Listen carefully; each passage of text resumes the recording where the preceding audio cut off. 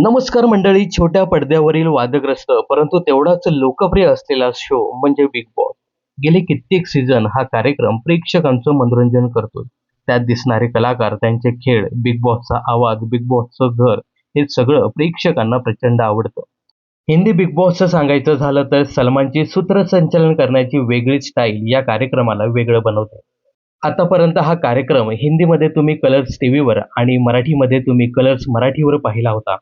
आता big boss संदर्भात एक मोठी बातमी समोर आली आहे. कलर्सवरती आता बिग बॉस कार्यक्रम दाखवला जाणार नाही.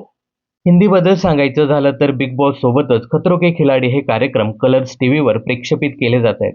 मात्र हे दोन्ही कार्यक्रम आता कलर्स टीव्हीवर दाखवण्यात येणार नसून आता हे कार्यक्रम सोनी टीव्हीवर प्रदर्शित करण्यात येणार आहेत. तर बिग बॉस मराठी आणि हिंदी आणि यासोबतच खतरों के खिलाडी हे कार्यक्रम इंडोमॉल शाईन इंडिया हे प्रोड्यूस करत असतात.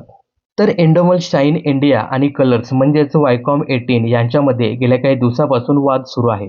चॅनल शोच्या स्वरूपात अनेक महत्त्वाच्या गोष्टींमध्ये हस्तक्षेप सुरू आहे.